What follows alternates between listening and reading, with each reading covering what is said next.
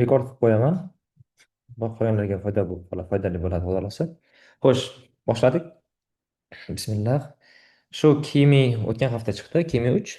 Masalan, hozir qarasangiz, ular aytishi bo'yicha o'sha har xil benchmarklarda Kimi o'sha open source GPT-5 va 6, mana bu Anthropic chiqargan Fable 5 ga уже yaqin bo'lib qolgan. Почти что yaqin. Bittalardan oshib ketmoqda. Bu nima degani? Bu degani o'sha closed source Amerikani kompaniyalari chiqarayotgan model va Xitoyning open source non-profit chiqarayotgan modellari yetib boryapti. Yetib bormoqda o'sha closed sourcega, cloud source modellarga. Xo'sh, asosan bu paperda bular architectural narsa olib kirgan, lekin undanda ko'p narsa bor.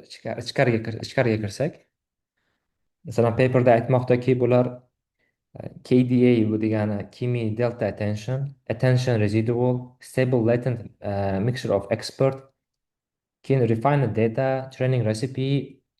Mana shunaqa narsani olib kelishimiz Kimi 2dan ko'ra 2,5 barobar tezroq, ko'proq natija berdi deyapti scalingda. Bu bitta contribution, eng katta contribution shu. Undan keyin bo'lsa reinforcement learning for multi effort test time scalingga olib kirgan. Shunaqa narsa. Bu yerda o'qiganimda multi teacher on policy distillation degan narsani olib kirgan ekan. Multiple teacherlar bo'lar ekan. O'sha multiple teacherlar o'rgatadi, o'sha distill qiladi knowledge. Undan so'ng bo'lsa nima bu?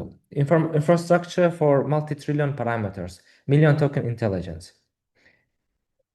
Endi bu yerda tushunishim bo'yicha bular hardverni ham optimize qilgan. Mana shu KDA ga optimize qilib, mana bu narsani chiqargan. Moon EP degan framework chiqargan. Bu nima qiladi? O'sha memory efficient training bo'lishga va o'sha memory efficient training desa bo'ladi. O'sha narsa. Keyin yana bitta narsasi bu Arial system training uchun sandbox qilishgan. Sandbox bilasizmi, bilmaysizmi? Shunaqa environmentki, buni ichiga любой narsa bo'ladimi, hech narsa, любой narsa bo'ladimi, nimadir qilsangiz ham tashqariga ta'sir qilmaydi. To есть model shuni ichida yashasa, model tashqariga chiqib keta olmaydi. To есть yopiq sandbox. O'shani ichida model agentic model narsalar qilsa bo'ladi-da. Mana bu vulnerable narsa bo'lmaydi. O'shani ichida o'rganadi. Keyin open source qilib shu nima deydi? Release model weight deyapti. Qanaqadir litsenziyasi ham bor buni, lekin ishqilib ana shu 4 ta eng katta contributionlari biz hozir KDA, Attention Residual, Stable Latent MOE ni o'rganamiz. O'shani ko'rib chiqamiz. Agarda kimdadir qanaqadir savol bo'lsa, chatga yozingizlar yo qo'lni ko'taringizlar. On time ketaveramiz. Chunki savolda ishlab tursangiz, ana bo'lishi mumkin. Nima deydi? Esdan chiqib qolishi mumkin. Keyingi safar, moment o'tib ketdi deysiz. Xo'sh, o'tgan safar Qwen'da qiluvdik. Eslaringizda bo'lsa, Qwen'da shunaqa arxitektura edi. Qayerda bo'lsa positional embeddingni bizlar mana bu ROP degan algoritm orqali olardik. Keyin ular bo'lsa grouped query attention ishlatardi. Keyin mana bu normalization, keyin feed forward, mana shu expertlar, undan so'ng ketardi. Shunaqa qanaqadir struktura edi. Endi bo'lsa mana shunga sal ahamiyat beramiz, yaxshiroq ahamiyat beramiz, ko'rinayotgan bo'lishi kerak. Bu yerda o'sha token kirmoqda, tokenized text kirmoqda. Kirgandan so'ng bizlarda attention layer bor. Attention layer bo'lib, attentiondan keyin o'sha mixture bo'ladi. Xuddi shunga o'xshagan struktura. Faqat ichkaridagi detallar o'zgartirilgan bo'ldi. Bu yerda grouped query attention bo'lsa, Qwen'da bizlarda ikkita attention bor, ikkita toifadagi attention. Birinchisi Kimi delta attention, ikkinchisi gated multi-head latent attention. Latent attention bu o'sha latent space'dagi attention. Plus keyin mixture of expertimizda soni juda ham ko'p. Va bu yerda aytmabdi, bizlarda plus yana nima deydi? Residual connectionlar juda ham ko'p, soni juda ham ko'p. positional embeddingni o'rniga biz nob ishlatamiz. Bu yerda rob edi, bu yerda bo'lsa nob. Ne degani? No degani. Non-existing. To есть positional embedding ishlatmayapti ekan bular bu yerda. Shunga hayron qoldim. Xo'sh, mana shu overview. Ana biz keyingisiga o'taveramiz. Eng muhim graf bu mana shu. Bugun uchun mana shu. Eng muhim narsa shu. Mana shuni biz yaxshilab tushunib olsak, e, paperda qolgan qismini juda ham yaxshi tushunib olsak bo'ladi. То есть mana bu eng core idea, eng muhim idea shu yerda. Shu yerda.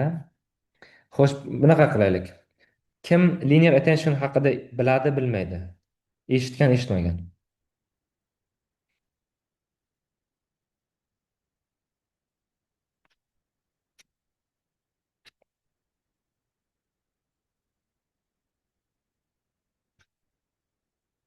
Bilmaysiz, bilmaysiz. Oddiy attention haqida hamma biladi, lekin bilmaydi. Oddiy attention. Softmax attention. Softmax attention kim biladi, bilmaydi? Okey, bilaman. Okey. Xo'sh, men eshitmaganman. Okey. Xo'sh, softmax attention o'sha boshida transformerlarda chiqqan attention. U yerda softmax algoritm bor, funksiyasi bor. Uni ichida bo'lsa key query value bo'ladi. O'shalar key va query birga ko'paytmasi, birga o'sha dot product'i, keyin uni scale qilamiz, keyin softmaxga tiqamiz, keyin softmaxdan chiqqan javobni biz value'ga ko'paytiramiz. Mana shu umumiy e, softmax attention deyiladi. Original. O'sha original attention, lekin uni muammosi bor. То есть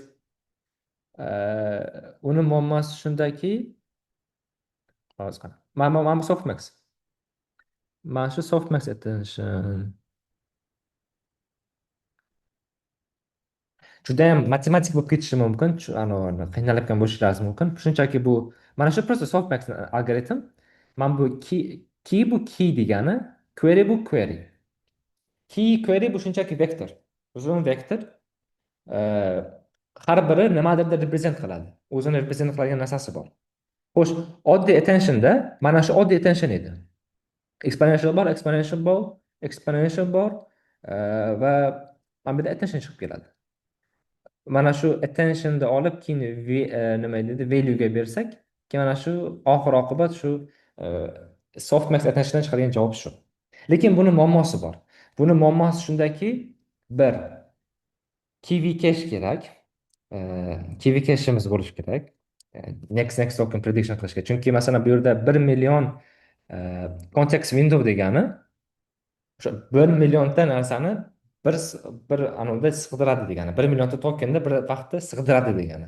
1 millionta tokenni sig'dirmoqchi bo'lsangiz, siz KV cache'da GPUni anavsida saqlaysiz, RAM-da. O'sha RAM-da saqlayotganingizda u to'lib qolishi borda, tezda to'lib qoladi. O'shaning uchun bular linear attentionga o'tgan. Linear attention shunchaki mana bu exponentiallarni yo'qotib tashlaymiz, olib tashlaymiz, o'zi qoladi, shunchaki o'zi qoladi. To есть keyni ko'paytiramiz queryga, chiqqan javobni ko'paytiramiz value'ga, shunchaki.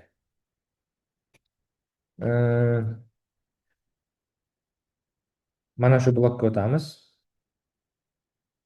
Interaktiv bo'ladi bizniki. Interaktiv qilamiz. Xo'sh. Mana shu juda ham yaxshi blog post. Keyinroq tashlab beraman, ulashib beraman.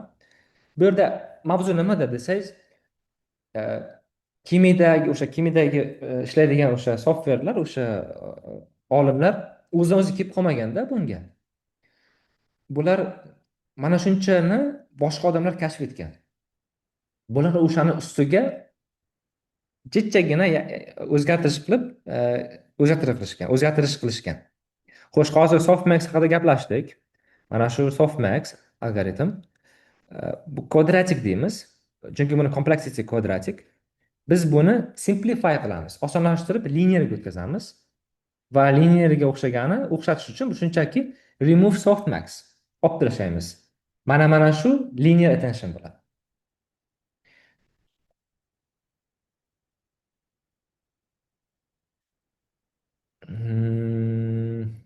ko'proq sens qilishi uchun bunaqa qilamiz, qarangizlar. Hamma mana bu gramni ko'rib turibdir, to'g'rimi? Rasmda. Mana bu Q1, K1, Q2, K2 har biri e, bitta value deylik. Bitta value. E, o'sha value bor, bular value, tokendan chiqqan value qanaqadir bular tokenni represent qiladi, lekin exactly tokenni represent qilmaydi. Bular o'zini valuesi bor va qarasangiz bu yerda Q1 bilan e, query 1 bilan key 1 bir-biriga aloqadori bor, aloqa qiladi, lekin kelgusilarga aloqa qilmaydi. Chunki bu yerda masking bor. Xo'sh, masking bor, to'g'ri. Lekin masalan Q6 degani bu degani Q6 key 1, key 2, key 3, key 4, key 5 va key 6 bilan gaplashadi. Mana shuni gaplashib hisoblaydi mana bu yerdagi attention'da.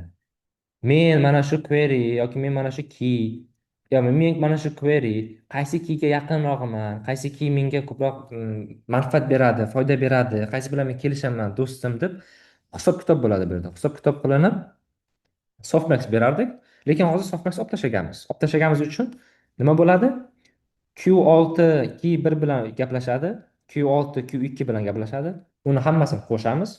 Q6 Q3 bilan gaplashadi, uni qo'shamiz. Qo'shib kichkinagina anavi yasab beramiz. Matrix yasab beramiz. Memory yasaymiz. Kichkinagina matrix memory, uni update qilib beramiz. Kiwi cache'da bo'lsa, avvalgi Kiwi cache'larda 1 million dedim, to'g'rimi? 1 million context size. Mana shu Q1, Q2, Q3, Q4, 5, 6, Q million bo'ladi. Bu yerda million bo'ladi. 999 bo'ladi. Keyingisi oxirgisida million bo'ladi. O'shancha chiqqanida u bizga umuman efficient emas scale qilishga, ayniqsa mana shu 3 trillion modelda train qilmoqchi bo'lsak, bizga foydali emas, scale emas. Shuning uchun biz buni o'zgartiramiz. Softmax olib tashlaymiz. Mana shu ST degani bu umumiy notation. Hamma paper yozayotganda, maqola yozayotganda shuni ishlatadi hozir. ST bu value bilan keyni ko'paytmasi va hamma v bilan keyni ko'paytmasining summasi. Avvalgilari, undan oldingisi t-gacha bo'lgan hamma o'sha v1, v2, v3, v4 va t-gacha bo'lgandi bir-biriga ko'paytmasi va qo'shilgani. Bu degani nima degani? O'zgarmaydi buni shape o'zida qolaveradi va mana shu st ni bizlar query ga ko'paytirsak, query t ga ko'paytirsak, biz mana shu ot ni olamiz. Ot bu ekvivalent softmax attentionga. Lekin teoriya bo'yicha bu kamroq ishlaydi. Anavi nima deydi? Efficiency kamroq, lekin tez bu. Bu linear tez. Bu yerda softmax qilishingiz kerak emas. Bu yerda o'sha st ni saqlab tursangiz, keyingi token kelsa, keyingi token, next token prediction, keyingi token kelsa, shuni qo'shasiz, keyingi kuyga ko'paytirasiz, ketaverasiz keyin. То есть bu bizga juda ham efficient, anavi scale qilishga keyinchalik. Tushuntira oldimmi? Tushunarli bo'ldi, linear attention.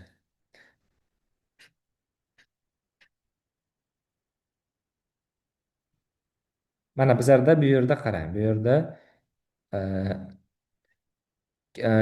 key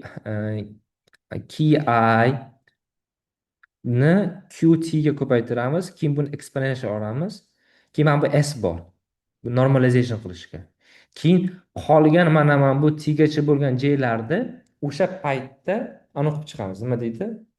Exponential olib, summasini olib, keyin bo'lamiz, nima deydi? Normalize qilishga. O'sha attention'da equally distribute qilishga. O'shanda bu qimmat bizga.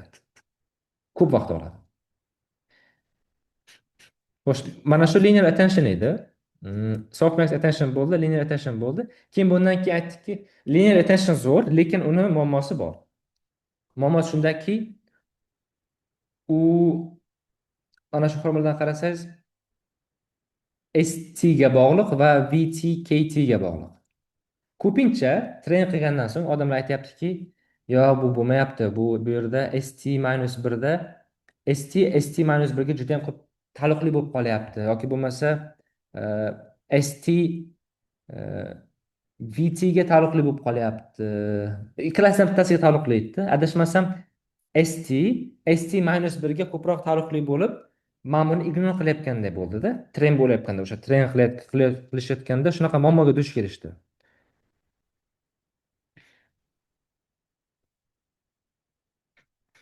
Umumiy qilib aytganda, mana shu yerda biz buni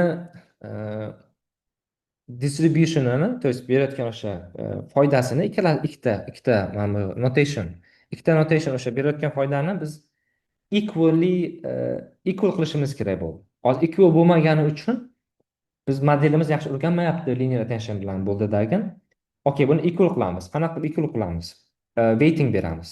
Bunga 0,5%, bunga 0,5% yoki bo'lmasa bunga 0,8%, bunga 0,2%. O'shanaqa weighting qilib train qilsak muammoni hal qilamiz deb deyishdi va shu bilan keyingi stepga o'tdik. Delta net. O'sha delta netda bularda delta degan narsa bor. Delta. Replace the unconditional linear attention right with the delta rule correction. Two useful way to derive it. Xo'sh.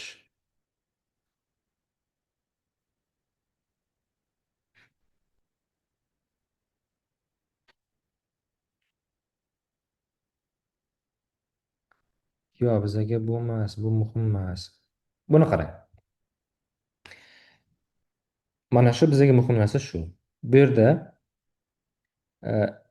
st-1 plus mana bu hyperparameter bo'lib chiqdi. Hyperparameter keyin vt value minus st-1 kt ga ko'paytirib bu key qoldi. Mana bu yerda bizda v bor edi o'zi anavi. Undan oldin v ga key edi. O'sha v ni mana shuni bilan kamaytirishga harakat qilyapmizmi bu yerda? To'xtang, bu yerda boshqa narsa bo'lyapti. For unit key.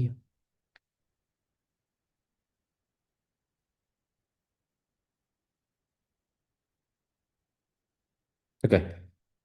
It removes the old association along the current key before adding the new one.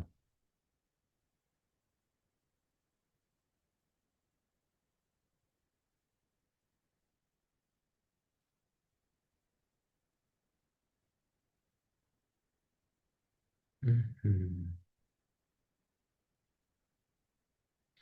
Bu avvalgi nimadir olib tashlamoqda. ST qara VT dan ST dagi narsadan VT dan ST ko'paytirilgan KT olib tashlamoqda VT dan nimadir. Keyin o'sha VT ni ko'paytirib olib ketyapti. Bu yerda nimadir tozalayapti. O'sha tozalashi qanaqadir bog'liqlikni olib tashlamoqda. ST-1 ga bo'lgan bog'liqlikni. ST-1 bu avvalgi avvalgi ko'paytma, avvalgi attention formulasi. O'sha S0 bo'ladi, S1, S2, S3, ST. Hozir ST damiz. O'sha avvalgisidan nimadir olib tashlayapmiz. Keyin gated kelyapti. Gatedda bo'lsa biz alfa beramiz. Mana shu alfa t 0 dan 1 gacha bo'lgan monitor qilamiz. Necha foiz ST-1 ST ga o'tsin, necha foizi o'tsin deb kontrol qilamiz 0 dan 1 gacha. Aslida buni biz kontrol qilmaymiz, buni trening bo'layotganda o'sha arxitektura o'zi decide qiladi. Qancha beraylik 0 dan 1 gacha bo'lgan value ni. Va shunday qilib biz mana bunga to'g'ri keldik. Mana shu formulaga to'g'ri nima dedi? Oxir-oqibat shunga duch keldik. Xo'sh, st-1 plus vt kt. Faqat bu yerda bo'lsa at ni qo'shdik kontrol qilishga, vt ni beta t ni qo'shdik buni kontrol qilishga va men buni bu avvalgi bilan bir xil, faqat o'zgartirilgan formasi. Men bu bilan bir xil, faqat bu boshqacha formasi. Nima deydi? uzatilgan formasi shunchaki. То есть man bu st st tepaga olib chiqamizmi? To'xtang. Buni ko'paytiramiz, buni ko'paytiramiz, buni ochib chiqamiz. Keyin st ni olib tashlasak, identity value bo'lib qoladi. Keyin minus b, keyin shunaqa qilib derive qilsa bo'ladi bu yerda. Tushunarli? Derive qilib shu formulaga keldik va oxir oqibat biz bunga duch keldik. Bu yerda o'sha st, at bu skalar, shunchaki bitta raqam. Bu matriksa, bu matriks raqam, bu bu ham raqammi yo bu vektor bo'lishi kerak. Vektor, bu ham vektor, transpoz qilamiz. Bu oddiy raqam, bu vektor, bu ham vektor. Xo'sh, Kimi delta attention nima qildi desangiz, shunchaki 80 ni raqam ko'rinishdan vektor ko'rinishga o'tkazdi. Va o'sha 80 ni model train bo'layotgan paytida update qiladigan bo'ldik. Boyagi anavi qana graf. Mana bu A ni ko'ryapti hamma. Alfani. Alfani ko'rsangiz, alfa mana bu yerda sigmoiddan chiqib kelyapti. Sigmoiddan qanaqa raqam chiqadi desangiz, 0 dan 1 gacha. Mana bu yerda bo'lsa, biz qanaqadir projection qilib kichkina latent spacega tiqib, kichkina latent spacedan yana katta spacega tiqib, original spacega tiqib, keyin softmaxga tiqamizdan keyin o'shani olib chiqyapmiz. Kimi delta attentionda. Shunchaki oddiy anavi layerlar anavisi hech qanaqa fancy narsasi yo'q. O'shandan alfa chiqib kelyapti Kimi delta uchun. Beta ham xuddi shunday, faqat bu yerda beta bu integer. Bu yerda alfa bu vektor. O'sha keyin query key value'lar odatda shunchaki bitta linear attention bo'lardi. Linear layer bo'lardida.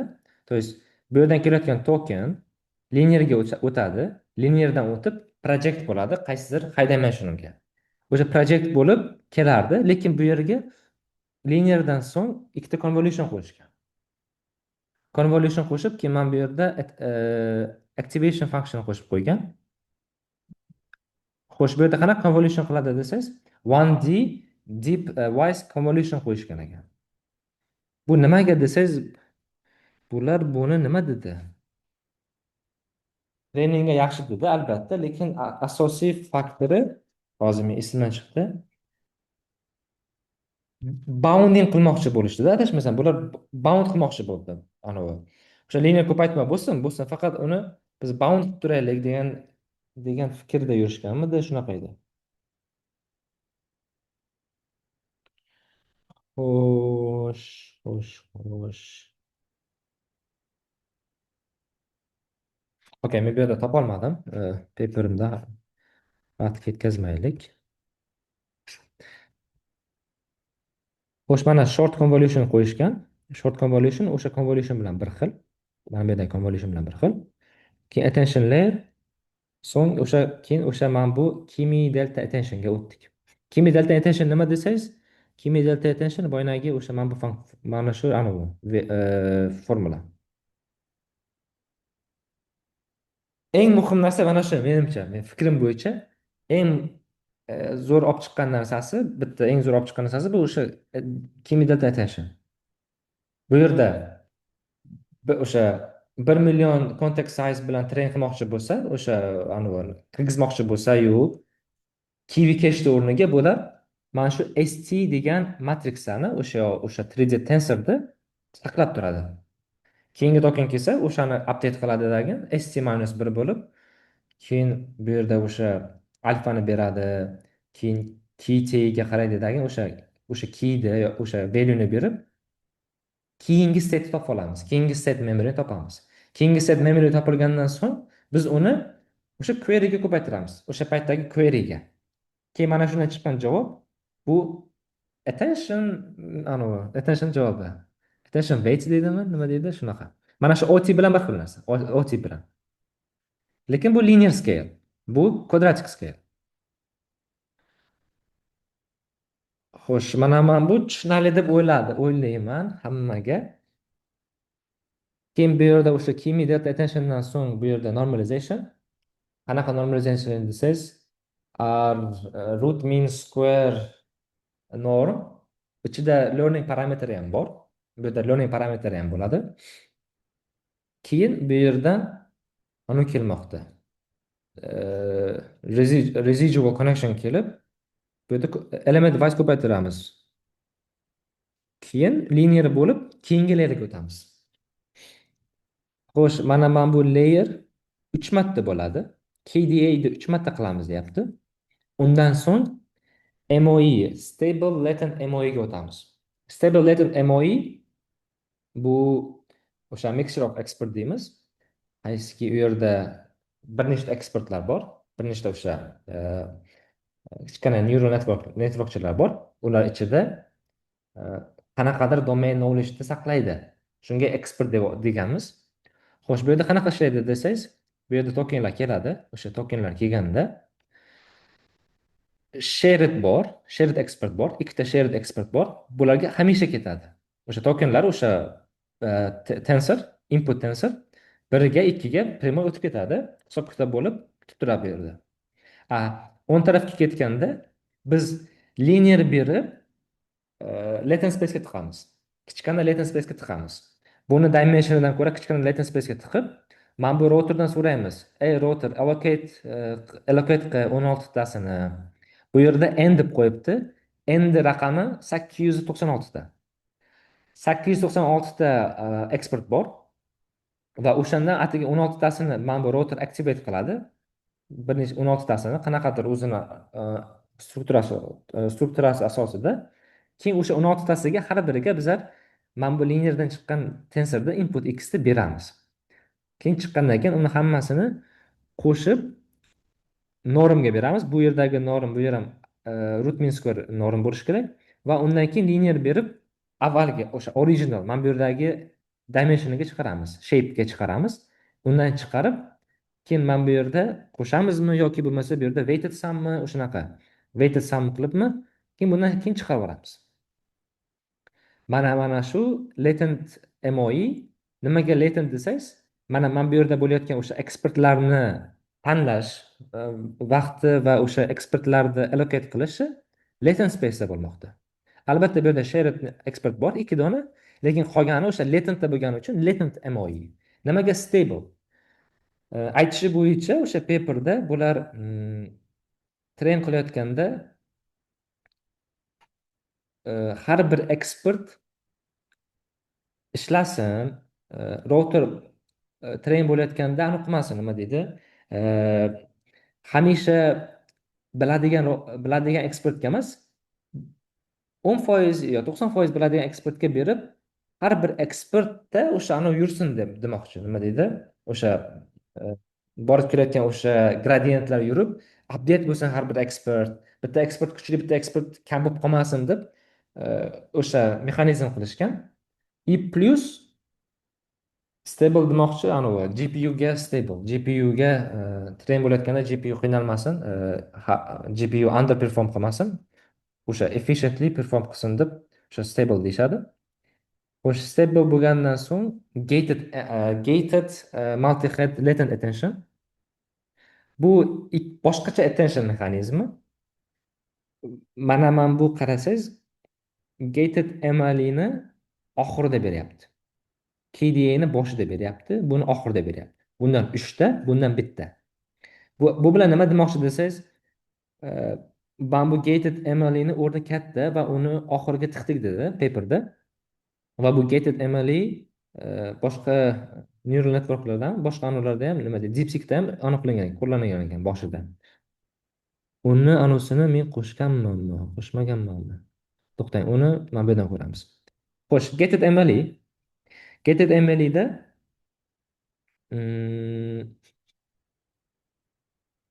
gated MLE da bizlarda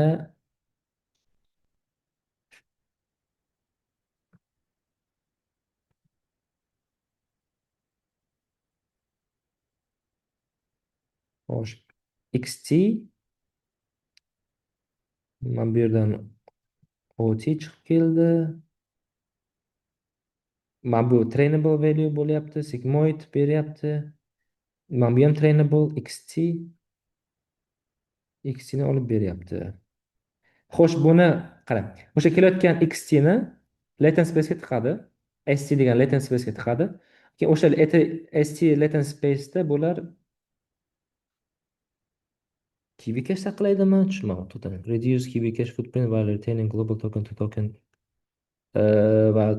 retaining global token to token attention. Okay. Bular key cache'ni latent space'ga tiqib, o'sha latent space'da kichkinaroq memory olgani uchun o'sha yerda saqlayapti. Xo'sh, mana shu OT bu anadan kelib chiqmoqda. Linear attentionmi ekan bu? Qaysi attentionda bu?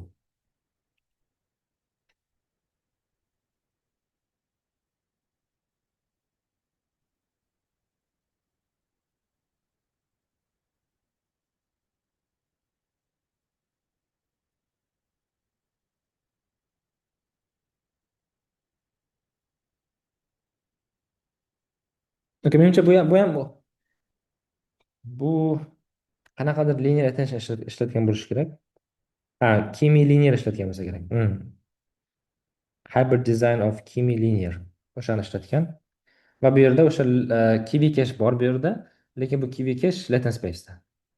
Keyin qolgani o'sha anavi. Buni beryapmiz chunki nimaga desangiz, buni biz qaytadan o'sha original shape'ga o'zgartirib olishimiz kerak. Shuning uchun yana bitta linear attention. Bu yerda o'sha sigmoid. Keyin mana bu attention weight'lari. Bu anavi nima deydi? Residual bo'lishi kerak. Xo'sh.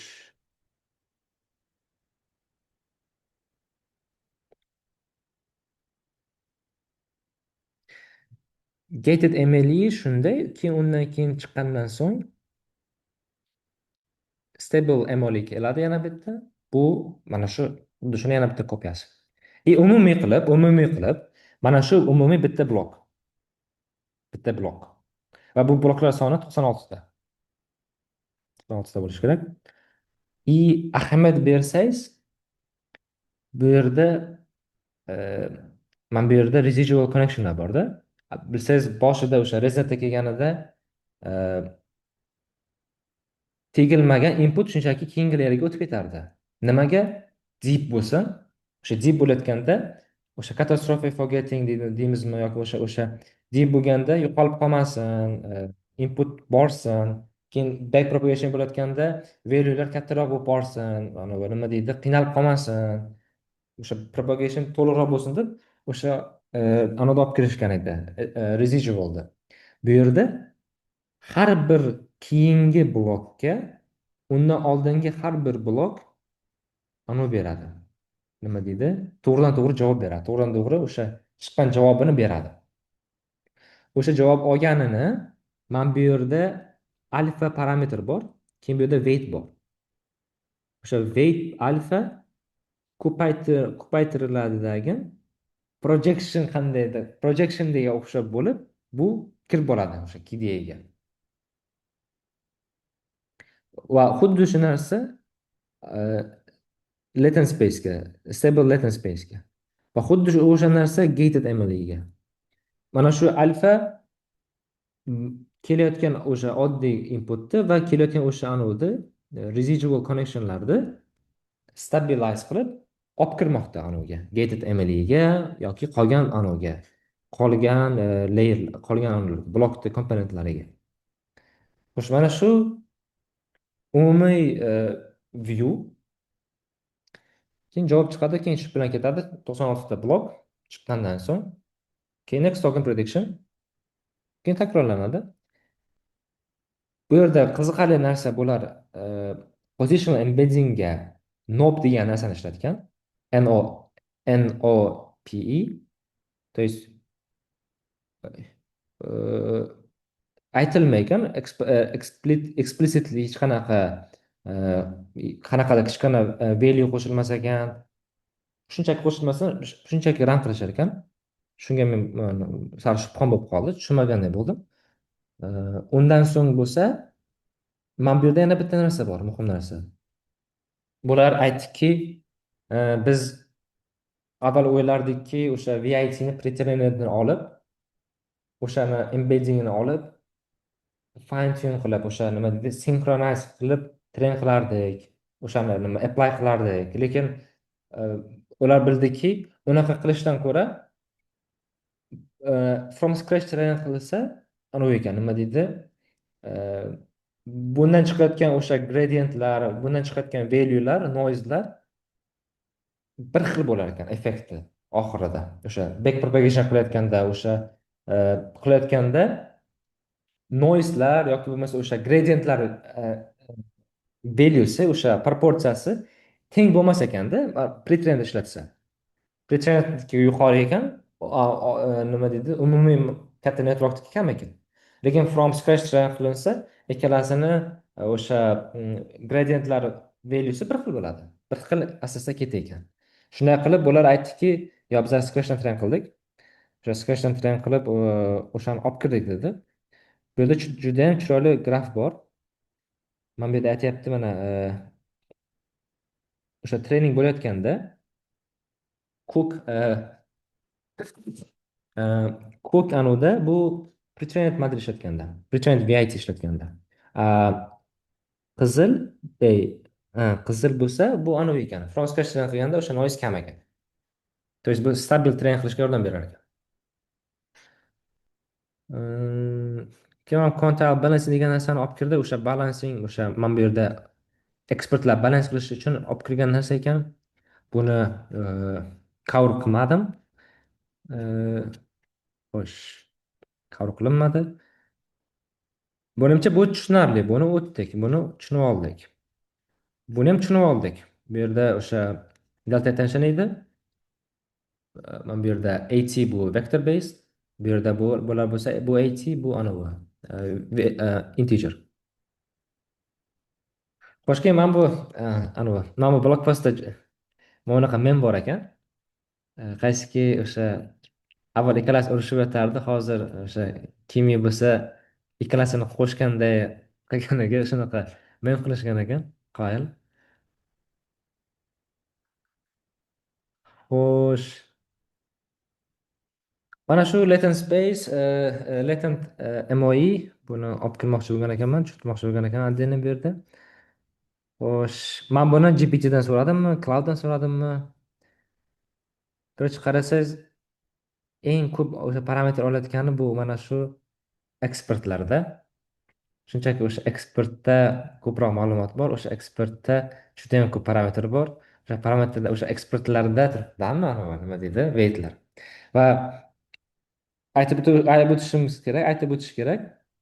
O'sha quantization aware training bor.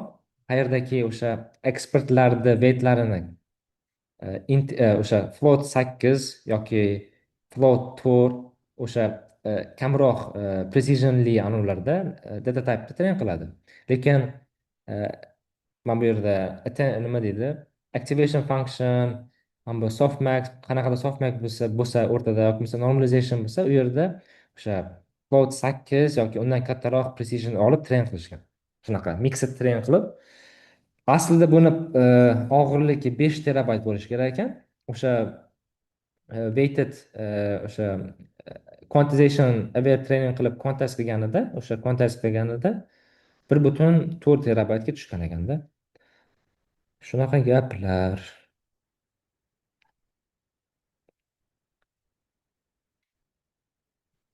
Buni cover qilmoqchi edim, buni o'zim ham unchalik yaxshi aniq qilmadim, tushunmadim. Umumiy keling o'taylik shunga. Umumiy narsa shuki, bular pretraining qildi. Pretrained weight bor, o'sha turibdi, reference model turibdi. Mana shu reference modeldan bular 8 ta teacher train qiladi yoki 9 ta teacher train qiladi. Max, hard, low, keyin har xil domainga train qiladi ekan. 9 ta bo'lishi kerak. 3 ta domain bo'ladi, shunda 9 ta model turibdi. 9 ta teacher bo'ladi. 9 ta teacherda train qilishgan. O'sha 9 ta teacherda train qilib, o'shandan chiqayotgan 9 ta teacherni aniq qilgan. yordamida distill qilgan o'sha 4-9 ta teacherni knowledge'ini distill qilib post training qilishgan. O'sha post training qilishganda keyin mana shu maqola o'sha haqida aytib bermoqda, aytib beryapti. O'sha e, nima deydi, chuqurroq aytib bergan. Buni lekin cover qila olamanmi bilmadim. O'sha mana multi teacher on policy distillation qilishgan. O'sha yerda ahamiyat berish kerak. O'sha low high max qilib domainga adapte qilib keyin o'shani train qilishgan.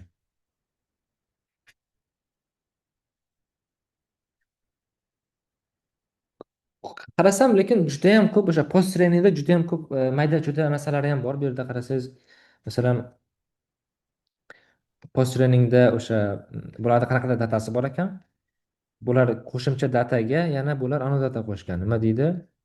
Uh, in addition to classification text data, we scale up programming multimodal data, coupling code snippets with their rendered visuals across 3D, web page, game, CAD, qolgan hokazo. Shunaqa qilib datasi bor bo'lardi. Datani pre-training qilgan. Keyin post trainingda o'sha supervised fine tuning datasi bor ekan. Bu datani scale up qildik dedi. Scale up train qildik dedi. Keyin reinforcement learningda bo'lsa birinchi o'sha multi teacherlarda biz train qilib oldik dedi. Train qilganimizdan so'ng uni olib biz distill qildik o'sha final modelda. Keyin 1 million context size'ni bular pre-trainingda emas, post trainingga erishgan ekan. То есть post trainingda qilib 1 milliongacha olib chiqqan ekan.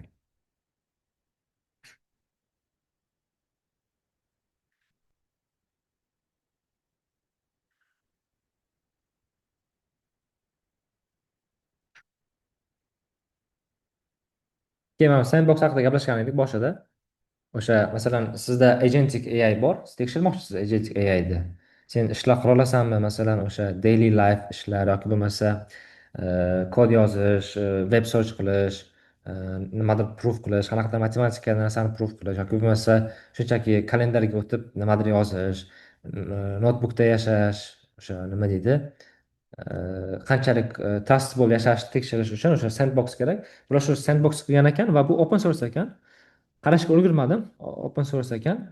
O'sha orqali bular tekshirgan ekan o'sha nima deydi? Tekshirib, train qilib, evaluate qilishga. Shunday qilib, mana shu umumiy narsa shu. Yetkazmoqchi bo'lganim men shunlardan iborat edi.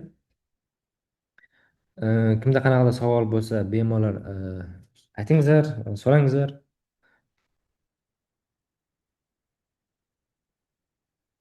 Sardor aka, Eshitaman. formulalardan gapirdingiz-ku ko'proq. Ha. Boyagi attentiondagi, boyagi queue'lar, query, value, v deb. O'shalarni men unchalik tushunmayman. Prosta menga qiziq bo'lgan narsa nimaki, agar tushuntirib olsangiz zo'r bo'lardi.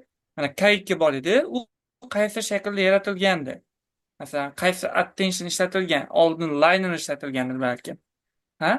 Yo endi K3 ga kelib turib, shu 3-4 ta katta featurelarni train qilishdagi 3-4 ta narsani qaysidir 3-4 ta narsani o'zgartirdiki, K3 paydo bo'ldi va zo'r bo'ldi. O'sha narsa umumiyroq tushuncha menga yetkazib bersangiz zo'r bo'lardi, chunki meni tagim matematik anaqadan chiqmagan, o'shaning uchun u joygacha kira olmayman. Lekin harakat qildim tushuntirganlaringizni tushunishga. Hozir ham bitta savolim bor. Ikkinchi savolim, shunda bular delta degan yangi attention turini yaratdimi? Shunda delta degan o'zlari anaqa qildimi? U line ustiga qurilgan bo'ldi. Bular yaratmagan buni. Ikkinchi savolingizga javob. Bular uni modify qilishgan. O'sha vektor base'ga vektor ko'rinishiga olib kirgan. Mana bu yerda mana bu formulani ko'rsangiz, mana bu yerda alfa t avval integer bo'lib chiqqan edi. Bular bo'lsa, yo'q, buni anaqa qilaylik dedi. Nima deydi? Vektor base'ga, vektor ko'rinishga o'tkazaylik dedi. Vektor ko'rinishga o'tkazdi. Mana shu ular qilgan narsa o'sha delta attentionda. Undan oldingi savolingizga keladigan bo'lsak, mana bu yerda ekspertlar soni 896 ta. Katta anavi o'zgarish. Va bu Ha? yerda o'sha ikkita liniya, ikkita attention bor bu yerda. KDA, keyin MLA attention bor. Ha? Mana shu mana bu umumiy o'zgarish, umumiy o'zgarish. Bu yerda Kimi delta attention'da ishlatgan holda uchtasini, keyin o'sha gated ML'ni ishlatib e, train qilishgan o'sha juda ham katta bazasiga, qanaqadir bazasiga. Ha? Va mana bu yerda o'sha ekspertlarni sonini ko'paytirishgan. Ko'paytirayotganda masalan scaling muammo bor bo'ladida odatda. Masalan, qayerdadir muammo bo'ladi, model chala o'rganadi. O'sha chala o'rganishni kamaytirish uchun, uni eliminate qilish uchun qanaqadir regularization o'ylab topiladida. Keyin shunga mana bunaqa regularization o'ylab topganman bu. Residuallar kelyapti. Ko'rasizmi, gaplashyapti. Avvalgi blok kelgusi blokka informatsiya beryapti. Ana o'zining chiqqan javobini beryapti. Shunaqa qilib bular stabil qilib shunaqa katta model train qila olganda, shu umumiy tushuncha, intuitsiya shunaqa bo'lishi kerak. Shu ana aytmoqchi bo'lganim. Ha. Tushunarli, tushunarli. Rahmat. Mhm, mhm.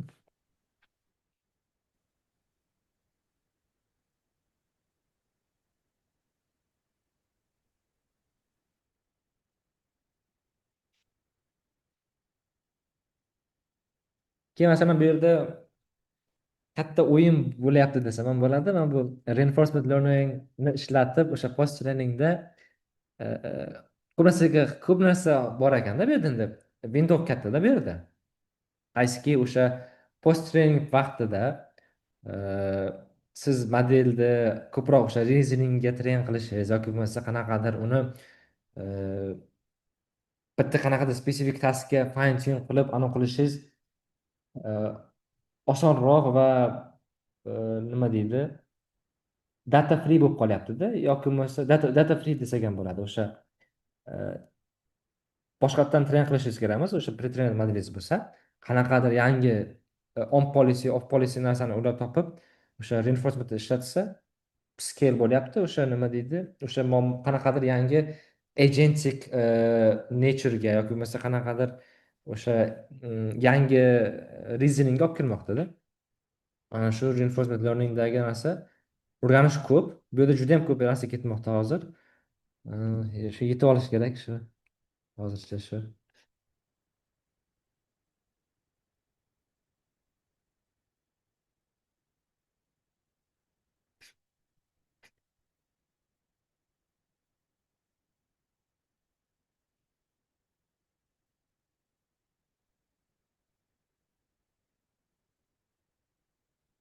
O'zlari hozir API bor-ku, ha buni. API. O'shanni ishlatib ko'rsa bo'ladi. APIga anaqa qilib narxini to'lab, ha? Shunday. Shunday kiyimlar masalan, nimasi bo'ladi? Nimadan qilyapti deb o'ylaysiz? Xitoyning o'zini chiplaridanmi? Masalan, men juda chiqib kirmadim. Xitoy ham endi chip chiqaryapti degandek qilishdi. Bir ikkita YouTube'da shunaqa hype videolar bor. Yaxshi blogerlar yozgan videolar, lekin chiqaryapti degandek aytishdida. Aniq bilmayman. Qaysidir shaklda olgan ular bunaqa sanksiyalardan chiqib ketib. Xitoyda anavi Hyundai chip chiqyapti. O'shani optimize qilishga harakat qilishyapti. Lekin bilishimcha menimcha bular e, boshqa Osiyo davlatida run qilyapti modelda. Data data centerlar boshqa joyda, Tailanddami, boshqa Malayziyadami, Hmm. menimcha o'sha tarafda qanaqadir o'sha Nvidia chiplarini ustida run qilyaptimi, AMDni ustida run qilyapti. Hyundai hali eshitishim bo'yicha uni chipi hali unchalik kuchli emas, ayniqsa bunaqa katta modellar uchun. Oddiy modellarga bor deb eshitdim men ham, o'sha ishlayapti deb, inference uchun. Atak bilmadim, atak qilgani bilmadim. Mana hozir mana bu yerda Hugging Face bor ekan, qani nima deymiz? Explain me the policy multi-teacher distillation.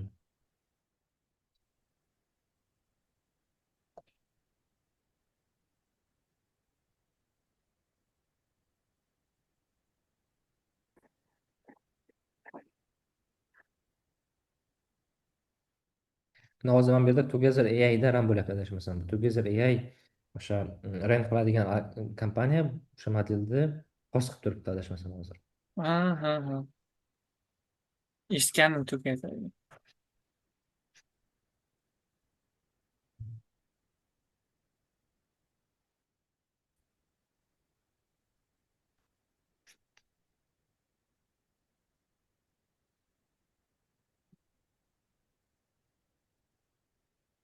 Xo'sh, 3 minut vaqtimiz qolibdi. Kimda qolgan savoli bo'lsa berib qolsin, bo'lmasa tugatamiz yo qanaqa cho'zsam bo'ladi? Cho'zib bo'ladimi degan.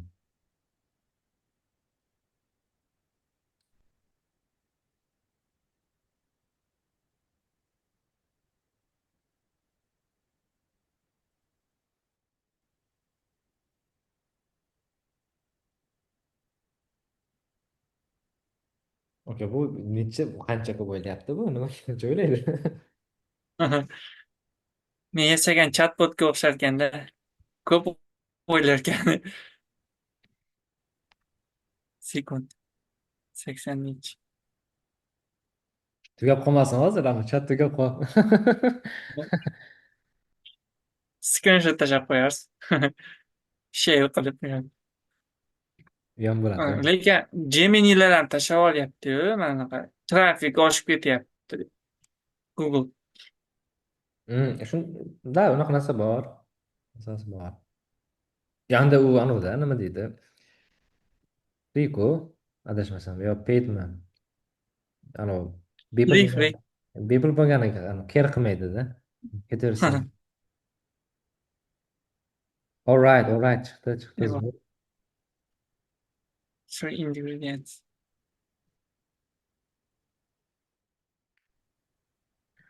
Hozir kam sekin ishlab qoldi. То есть bular optimize qilmaganda qanaqa hardware muammosidami? То есть qarang, Ha, qarang, ana. Next token prediction qanaqa qotyapti? Yoki networkda muammo bo'lishi ham mumkin. Meni networkimda, network. boshqa networkdami? Hmm. Xo'sh, datasetda bor, har bir teacher bor, har bir teacher qanaqadir value beradi. Keyin bizlar distributionda match qilishimiz kerak. Bitta har xil distributionlar bor. KL divergence, boshqa divergence distribution bor. O'sha divergencelar match qilib, keyin loss function olinadi, keyin o'sha bilan update qilib, studentni update qilamiz. Umumiy fikr Ha, shu. Bu yerda o'sha divergence degan narsa bor. O'sha divergence haqida olib, har bir teachersdan olib combine qiladi. Shu hozircha mana shu aytib beryapti. hmm. Make sense, to'g'ri, make sense. Okay, rahmat. Zoom tugashidan oldin aytib qo'yay. Yaxshi Mayli. informatsiyalar uchun. Sog' salomat bo'linglar. Keyingi hafta xudo xohlasa yana yangiliklar bor. Yana qilamiz. Shu bo'pti, mayli. Hammaga omad. Hop, hop, rahmat.